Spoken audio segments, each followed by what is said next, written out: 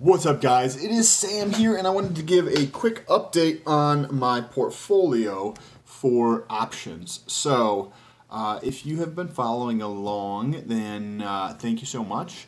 And if you have not, make sure you press that subscribe button, and don't forget to press that thumbs up button. Okay, so I have decided about 5 months ago that I was going to create a source of income or multiple sources of income. If you want to check those out, I made a link or a video on that. There's a go back to the channel. You can see the 5 different sources of income that I have currently online.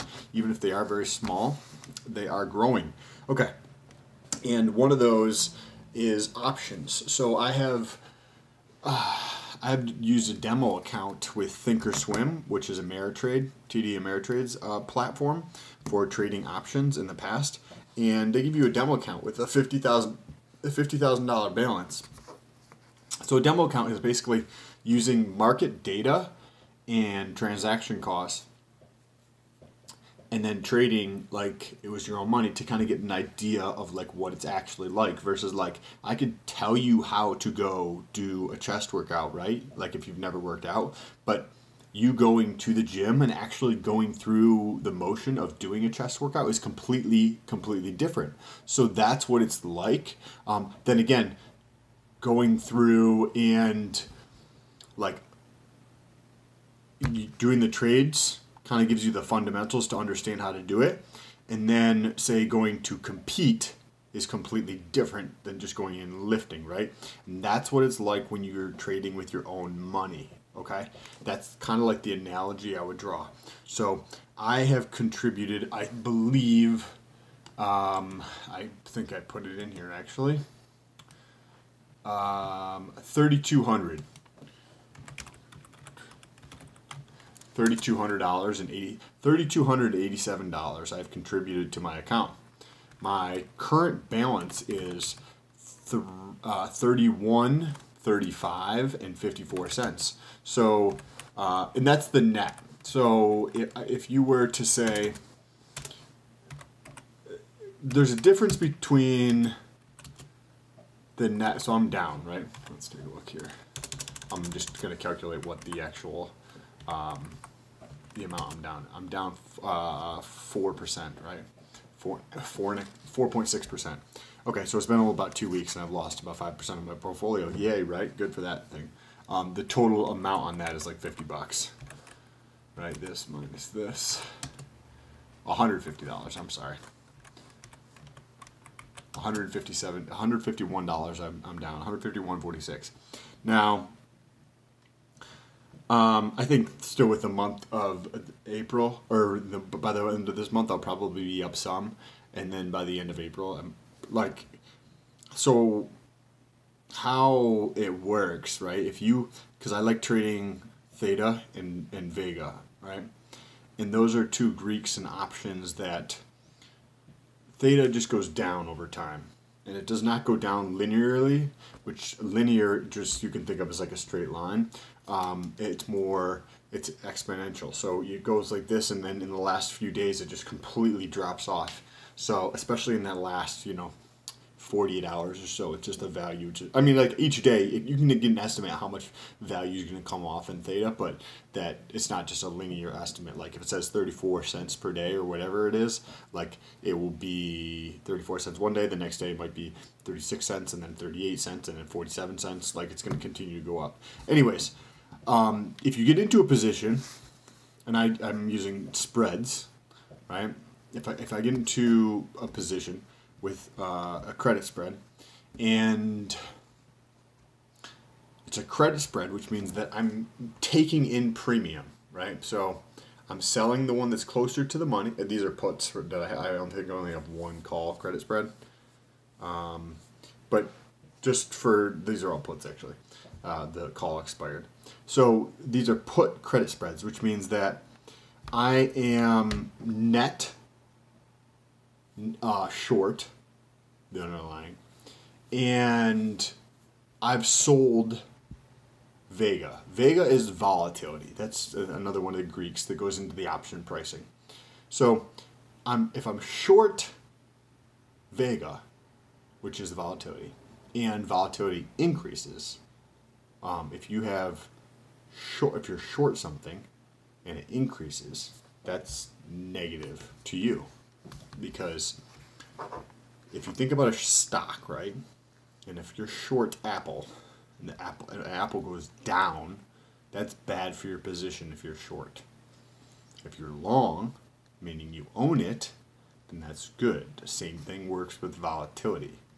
So if you're short volatility and it goes up, that's bad for you.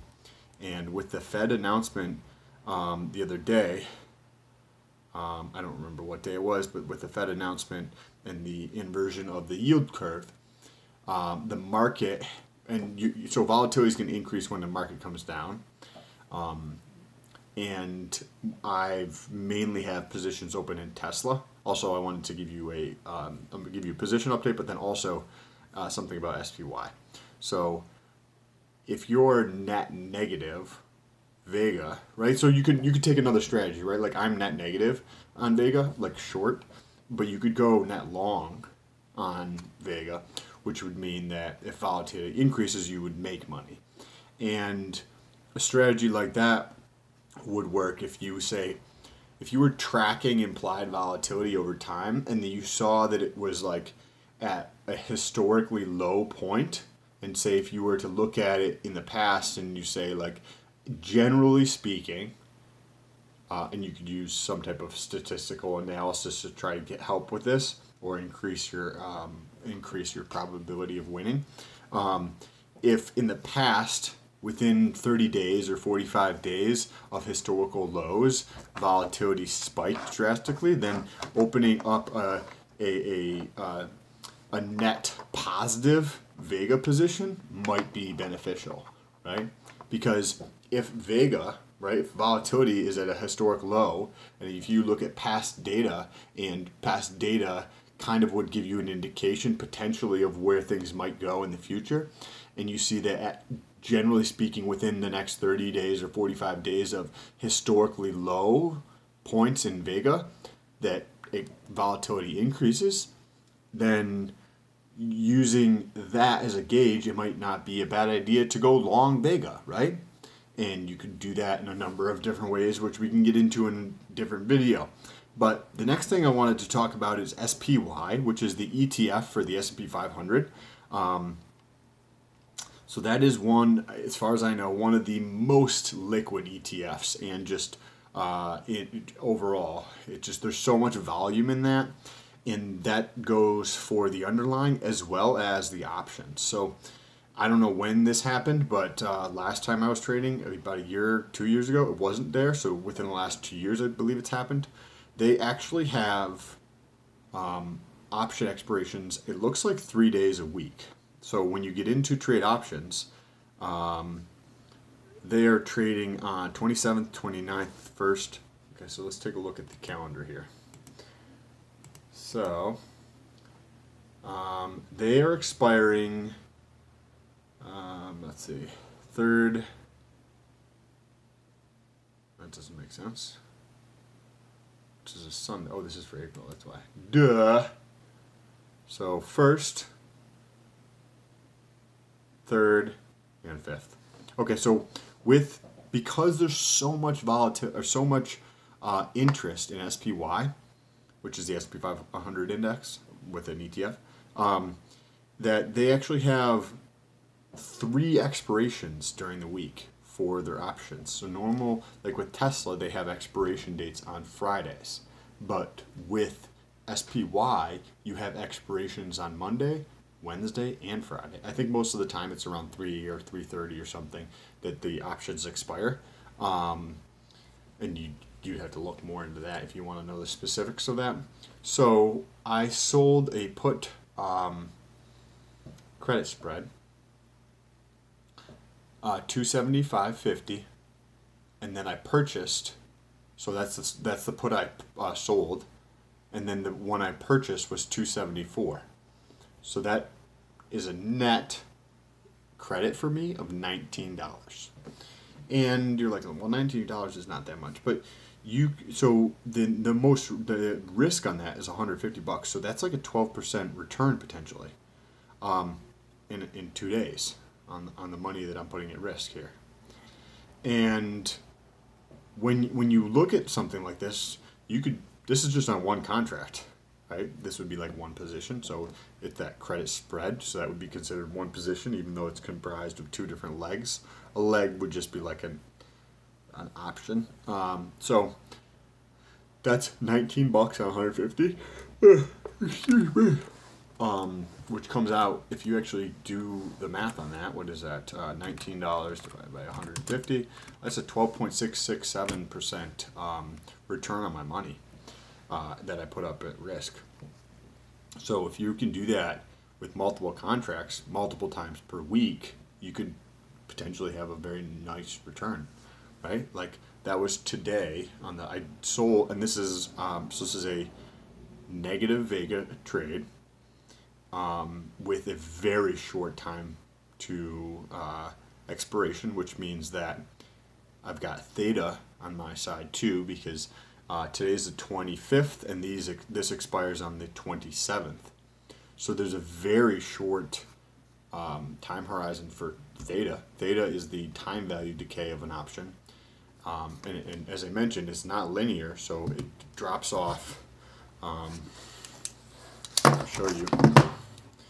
For theta, which is the time decay of an option, it drops off like this. So this, I'll put an X here at the expiration. So you've got the starting right here, right? And that's maybe today, right? And then this will finish up tomorrow right over here. And then on the 27th, the value just like is completely destroyed if it's out of the money. And the current price that the SPY is trading at is 279.69. So this is below the market by a decent amount. I don't know. I just wanted to give you guys an update on that. And excuse me, let you know about the 3 different expiration dates for the SPY. Now, to go over my positions with Tesla, so I still have an average credit on this of 3. I only have one contract open, which means that I'm short one and long another for a credit of $330. However, the value of it is $663. So I'm out, right? Like that means it's negative because I'm short this position. If I were to close this position out, I'd lose like $300. So that's why my portfolio says it's down $150 from this position. That's the 272.50 to 262.50 put credit spread. So if you look at that, right, $330. So just to compare, $330 divided by 1,000, because that's my loss on that. That would represent like a 33% return on that. But the risk is higher. The next position I have, so these are all for Friday's expiration date, which is the 29th. So the next position I have is 242.50 to 232.50 for a credit of $74. So the risk on that is 1,000 minus the credit that I got, but it's substantially below what Tesla's trading for. Tesla's trading for 261.36, so this is $20 below that. Pretty substantial. The last position here, I'm actually short 2 contracts on this, which means that I sold 2 at the higher expiration date, and I bought 2 at the lower, and those expiration dates were 250 and 240 for an average credit of $144. By the way, I'm using Credit Karma. There'll be a link in the description if you want to use it. It's absolutely free. I love it. When I was using Thinkorswim, that cost money to trade. I don't know what it is now, but it cost money back then to trade. So I think that was kind of one of the things that deterred me, because the cost of trading was so substantially high with options. I never actually put money my money into it. I was using a demo account, but I never actually put my money into it. But now that you can use Robinhood and you can trade for free, like 100% free, it's awesome. By the way, the link in the description, if you use that link, you get a free stock. Like you get a free share stock, probably like the $3 to $8 range, which is kind of cool. But I also get that too, so not just being transparent on that. So I have 2 contracts short in this for an average of $145 per contract, right? But it's still $11 below the current price. But the value on this one is $300. So again, I'm short, or I would lose money on this position. But think about that for a second, right? So my portfolio is down $151. This position is down $300 roughly. The other position is down $300 roughly. So that shows you how much progress I've made in my portfolio, even though the portfolio is down. And so I don't necessarily use the amount of the portfolio as of today as the indication of how I'm going to do, because you kind of have to wait till expiration unless you were required to liquidate your positions, but you're not going to be able to get into your positions unless you have capital in there. So unless you run into a situation where you can't get out of a position, you're required to get out of a position, or you needed to roll a position for some reason and you couldn't roll your position because you didn't have enough capital in there, that's not going to be the return I got. Now, if you look at the actual cash, which is it's different than the amount. Whoops. I'm going to show you guys the amount of cash in there just so you get to see. The amount of cash is just the premium collected, right? So we've got right here, whoops, sorry. The account number's at the top, so I just got to cover it up. $4,190. That's the cash. So that's the premium that I've collected. The number above that, which is 1055, that's if I wanted to close out all my positions today. If I closed out all the positions today, I'd have to pay $1,055, which would be, that would put me down $151.46 if I closed them out today. But if we look at this, even though, say, this position right here, where I'm down $300 because I have 2 contracts open, like even though this position's down a little bit over $300, like $312 roughly, I'm down that, right? Like that's not a good thing. But because the way options work, like this is actually in the out of the money, which means that it's not going to get exercised, because this is a 250. So like look at this. This is a 250 to 240 put credit spread. The price of Tesla is down here, 261 and change. So this expires in 4 days. If Tesla gets close to this, doesn't matter. If Tesla drops into this range, I have $1.44 on average. So Tesla would have to drop down to $1.45 for me to lose money, which means that they would have to go to 100 instead of 250 to break even. They would have to go to 248 56 cents for me to start losing money on this position, which is like a $12 move plus in the stock price. And if they were if they were in that position on Friday, I would just roll the position to the following weekend for hopefully a credit. Or if they're getting super close and I can see a juicy credit that I could get by rolling it, I just might roll it to the following weekend. But that's why I want to give you more of these updates more often, so you get to see the actual results I'm getting and exactly what I'm doing. If you guys like these videos, make sure you press that subscribe button. If you guys have any questions, I think options are super interesting to me. But if you have any questions, leave them down below in the comment section, and I will make sure to answer them, even if it takes me a day or two. Hope you guys fucking have an amazing week. Hope you create an amazing week, because you get to create how you want to live your life every single day. That means if you want to be fucking happy, that's a choice. You might think otherwise, but literally it's a choice.